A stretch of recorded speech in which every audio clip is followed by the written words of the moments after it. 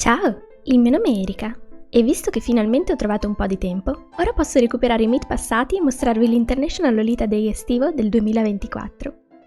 A questo giro il tema era Maria Antonietta, o il suo arredamento, in versione estiva, perché da Wow Spazio Fumetto era in corso una mostra su Lady Oscar e abbiamo pensato di trovarci per visitarla. Abbiamo iniziato pranzando da Sidewalk Kitchens, che è un agglomerato di negozietti di street food, così che tutti potessero trovare qualcosa da mangiare o anche portarlo da casa. Questi negozietti sembrerebbero cambiare con una certa frequenza, perché qualche mese prima avevo trovato pinze romane, hamburger, pizze e arancini siciliani, assieme alla cazzosanderia, mentre a questo giro ad esempio le pinze erano sparite, sostituite dal sushi. In ogni caso, una volta concluso il pasto per tutti, e qualcuno ha anche preso un caffè, abbiamo fatto un piccolo quiz a tema Lady Oscar. Qualcuno ha anche preso il massimo dei punti. Serio? Sì! Bravissima! Facci vedere il 10 su 10. 10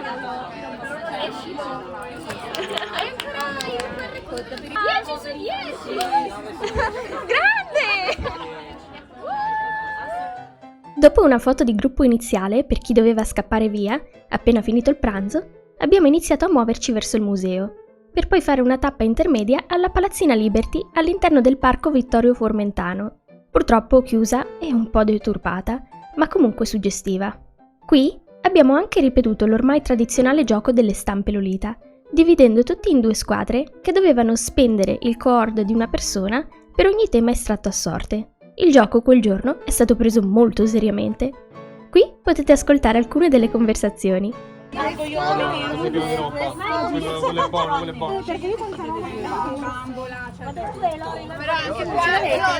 ce l'hanno. Qui, tu sei la perla. Chi è la perla di qua? Perla 1, perla 2, perla 3. Siete spese come perle. Andate. Quindi sei spesa come colore rosso. Fammi vedere la tua frutta. Ok. E qua la frutta dov'è? Non c'è. È la finta, non c'è. Magari io. Chi è la frutta? No. Non c'è la frutta. Nessuno di questi mangia, incredibile. Un giorno riuscirò a mostrare un'intera sessione di gioco e spiegarla, ma quel giorno non è oggi. Diciamo però che i vestiti Lolita si prestano perfettamente alla sfida e la strategia sta nello spendere i dettagli giusti così da non rimanere scoperti per un tema.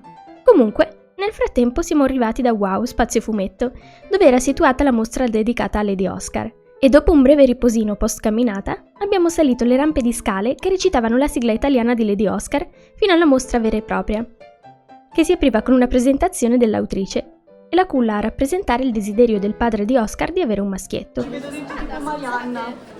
Ecco Maria. La culla di Marianna. La mostra vantava una collezione ricchissima tra gli oggetti più svariati attorno al tema. Con tavole originali dell'anime, riproduzioni di vestiti di cosplayer e tantissimi racconti e spiegazioni disponibili alle pareti con tanto di immagini di accompagnamento.